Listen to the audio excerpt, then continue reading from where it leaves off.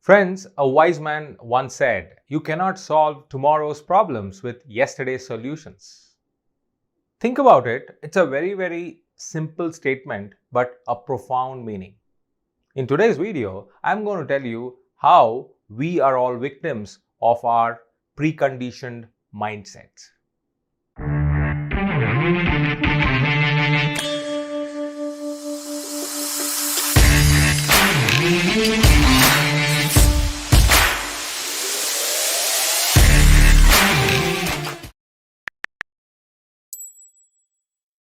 Hello everyone, welcome to CSK Speaks. I am CSK, your personal coach, and you're watching me on my channel, CSK Speaks. Yesterday's solutions are a no fit for tomorrow's problems. Now that sounds very simplistic, isn't it? There's no rocket science towards it. But if you think deeply, how many of us, how often we are all victims of our preconditioned mindset. In fact, whenever I do videos, some people ask me, why are you doing these videos? The answer is, these videos are constant reminders to my future self. Because every single time I want to go back and kind of get inspired, listen to some tidbits of relevant information, I click on these videos. These are my notes. These are my ready references. And if they can be of the same use to you, I'll be absolutely thrilled. Now coming back to today's video, we cannot solve tomorrow's problems with yesterday's solutions. And enough and more has been said about the constant changing trends around us, the advent of technology, and the way things are changing so quick and so fast, and we cannot wrap our head around it, isn't it? You name any sector, whether it is e-commerce, whether it is business, whether it is the way we connect and socialize with people, the way we learn and unlearn things, the way we invest our money and manage our money, everything, including our health, everything is now changing and changing at very quick pace. But are we changing enough? Are we reinventing ourselves? That's the question which brought me to this particular video. Now, to make you understand this, although the statement is quite simple, we need to go back to one old historic story. Now, I think many of you have heard this through your grandparents. If you have, pause the video right now and give me a yes. Comment yes, you have heard this particular video. Okay, but you want to know what is that particular story, right? The story is about the cap seller and the monkey. Now you got the story. If you have heard this before, pause it and then type yes. Alright, now that you have done that, let's get on with the story. Now there was a cap seller, and this cap seller was going from town to town, village to village, doing his work, which was to sell caps. The story goes like this. One fine afternoon, it was a very hot day, so he decides after a good meal to take some rest. So he goes under a nice banyan tree, spends some time relaxing, and then he decides to catch an afternoon siesta, a nap, a quick nap. So he lies down and relaxes, and maybe after 15-20 minutes of a quick nap, he wakes up, but only to see that his bag, which was carrying caps, was empty. All the caps had disappeared. He didn't know what to do. He just looked around because when he slept, absolutely it was a safe place. But suddenly, there is a basket which is empty and all the caps have disappeared.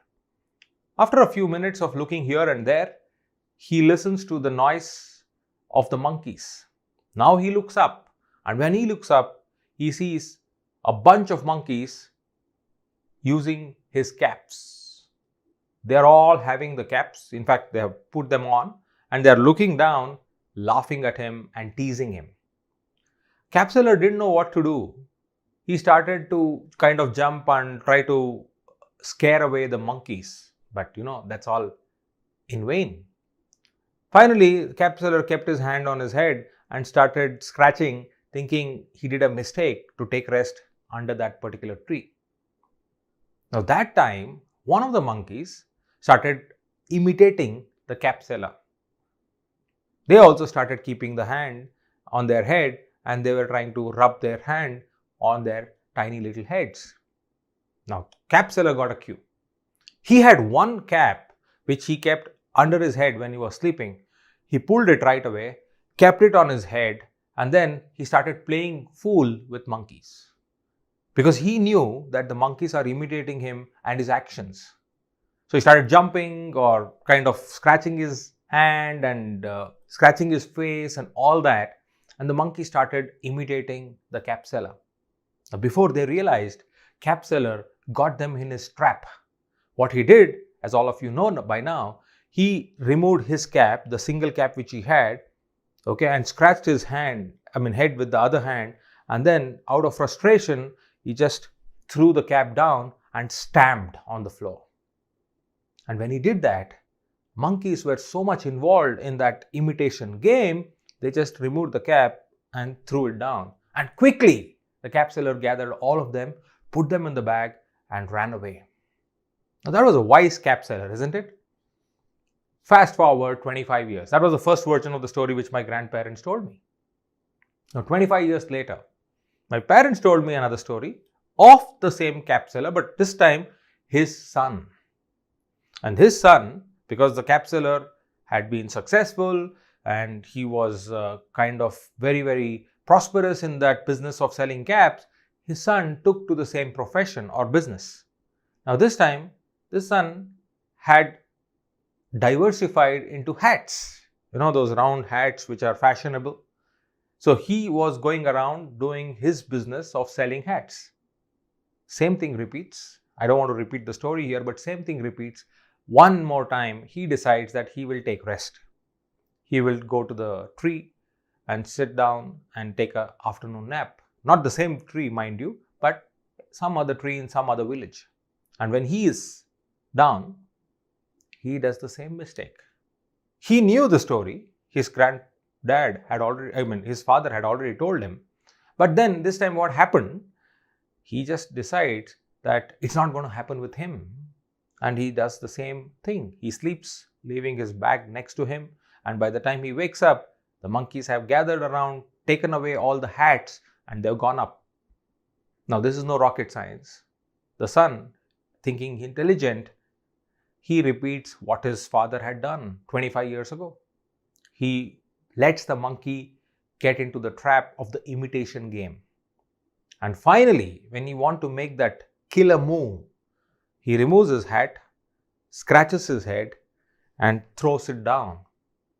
But this time, one monkey slowly crawls down, picks up that hat, and goes back. And now all the monkeys on the tree is laughing and teasing this new hat seller. This man is clueless. He's now scratching his head with both his hands, wondering what went wrong. And then one monkey whispers or screams, "Do you think only your father told you the story? Even we learn from our mistakes, and our parents have also told the story." That is the newer version of the hat seller and the monkey. I'm sure some of you must even have heard this particular story as well, the improvised version. But the message out of this story, as I said at the beginning, is you cannot solve tomorrow's problems with yesterday's solutions. But even after knowing that, we all get played. Like that hat seller, where he thought somehow, for some good reason, that he will not be the victim. And that's what gave him the confidence and the courage to just go about relaxing under the tree, in spite of well knowing that that history can repeat with him. Now look at our lives for a minute. Come back to our lives from that story. How many of us have caught ourselves doing the same mistake what we did maybe a week ago, a month ago, or a year ago? Even worse, how many of us have caught ourselves in the same mistake again and again, over and over? Now there is something in this pattern. Pattern is, we do not want to get into the problem, we don't want troubles, but we end up landing there. Why? Because we think we can solve the problem with the same solution with which we came out. We don't think of newer ways of, one, avoiding problems, two, not getting into that kind of a repetitive pattern. And I think today's video is a reminder for all of us that you need to evolve with the changing tunes and times. Yes, because remember this, situation will be presented to you and you may not have control about it, but how we respond to the situation is in absolute control of us. We control our response. And the only way you can kind of be there, be prepared, is when you're conscious of the fact that your response is in your hands. And for that, you need to evolve. You need to change. Now look at the situation around us. This is the time of the year where we are into tax planning, right? And especially those of us who are into working professions, like, people who are salaried.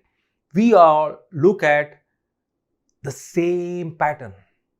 You scratch your head and say, oh, I should have done this much earlier. Maybe planned my tax liability and paid tax deducted at source through my office in equated installments so that it won't be a burden for Jan, Feb and March months. Even worse, some of us who are into self-employed businesses, we would have not kept the tax liability aside. We would have spent all the income on other things. And now you need to make more money, pay more taxes, but still save some money to pay the previous tax, which is due by March 31st.